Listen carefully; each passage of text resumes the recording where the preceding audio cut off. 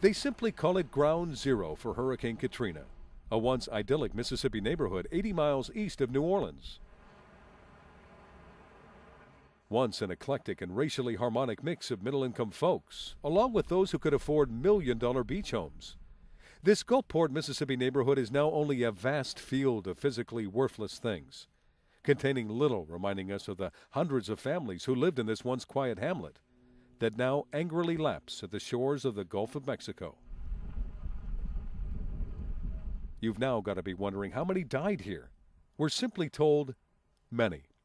In fact, some of the people who once helped build this community are still believed buried under this new opening to hell. I bought it in May. You just bought this in May? Yep. This man, without question, should have been on that dark list. Did I hear you were in a tree? Yes, I was.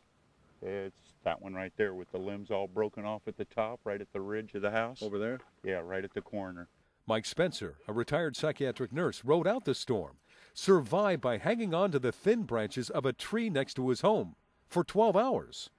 12 hours suspended 30 feet in the violent air, while his home and neighborhood were literally obliterated around him. See, every bit of this was floating at the time, just kept crashing in. That's why I didn't want to come out of that. And I'd see the same pieces of objects just keep coming back around. What is this? What is this? This is all the homes across the street, or was. Wow. No, really. We're standing on, this is Tom's house, which is the one right there where I watched the roof lift and come across. What about 200 feet away? That's his floor, living room or dining room. Now that's the end of Mike's ordeal. Let's go to where it all began when Katrina's Category 4 winds and 25-foot monster storm surge arrived. His first brush with death came as he opened the front door, and a wooden pole suddenly appeared, blasting him through the house. This big old beam caught me in the chest, drove me through the house, into the kitchen. How far? Oh, geez, well, the living room, dining room's about 24, 25 You got feet. physically driven that far? Oh, yeah. After he found himself in the back of the house, water and debris were everywhere, rising fast. But out of nowhere, he found his grandson's boogie board that he had used last summer at the beach. It gave him just enough time to get to that tree. Because if it wasn't for that boogie board, I would have never got out of that house. You were using that like a shield? I was using it as a shield plus to float. Wow. Just because I could no longer touch the floor anymore. Can I ask you at that point? Let me ask you a really dumb question. Were you afraid you were going to die? No. Never thought? No, only because subconsciously I know that was the ultimate. You know, that's the end of story. Mike is married. His wife and kids were safe a couple of 100 miles north, yet he chose to stay in a 75-year-old house. Why in the hell didn't you evacuate? Why didn't you leave here? Go to your kids. I didn't think it was going to be that bad. Well, plus, I had people coming in. Category 4. It was a Category 4. It was a 5 a few days before that. And you didn't think it was going to be that bad? No, because they kept saying 18, 20 foot of water. You know, this thing went through Camille and everything else.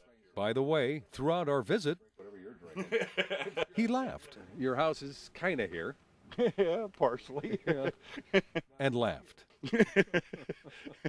Laughing in the literal face of disaster. Now, I've been talking to your neighbors. Everybody laughs. And you haven't stopped smiling. I mean, that's part of this, isn't it?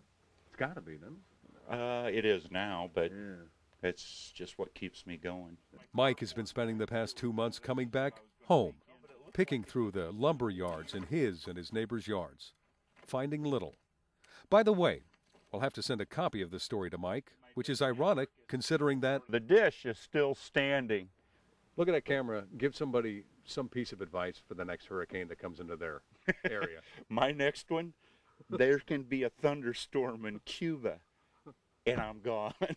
Color my ass gone.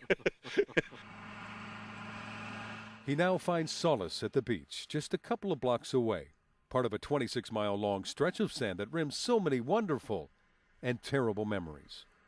And as the sun begins to set, Mike says he finds answers here. Has it hit you yet? I mean, has it come inside of your... It has. Yeah. The first few days after the fact, I come over and I've already had my cry, and I still do at times, but...